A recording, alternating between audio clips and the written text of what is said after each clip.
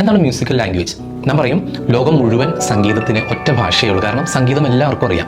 പക്ഷേ നാം music notate ചെയ്യുമ്പോൾ വളരെ ഇമ്പോർട്ടൻ്റ് ആയിട്ടുള്ളതാണ് അതിൻ്റെ മ്യൂസിക് ഡൈനാമിസംസ്, മ്യൂസിക്കൽ ആർട്ടിക്കുലേഷൻസ്. നമുക്കറിയാം ചില പീസുകൾ വായിക്കുമ്പോൾ ചിലത് വളരെ സോഫ്റ്റ് ആയിട്ട് വായിക്കും, ചിലത് ഭയങ്കര ലൗഡായിട്ട് വായിക്കും, ചിലത് മീഡിയം ലൗഡായിട്ട് വായിക്കും. ഇതൊക്കെയാണ് അതിൻ്റെ ഡൈനാമിസംസ്. ചിലത് വളരെ സ്ട്രോങ് ആയിട്ട് വായിക്കും.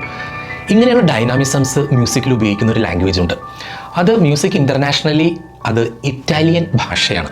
ഫോർ എക്സാമ്പിൾ വളരെ ലൗഡായിട്ട് വായിക്കണമെങ്കിൽ ഫോർട്ടെ, ഫോർട്ടിസിമോ എന്നൊക്കെ പറയും. പിന്നീട് വളരെ പിയാനോ, പിയാനിസിമോ എന്നൊക്കെ പറയും.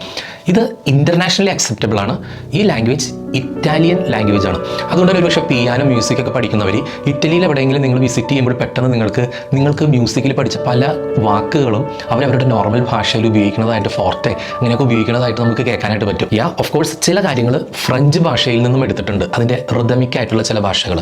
അത് വിട്ട് ഇറ്റ്സ് ടിപ്പിക്കൽ ഇറ്റാലിയൻ ലാംഗ്വേജ്.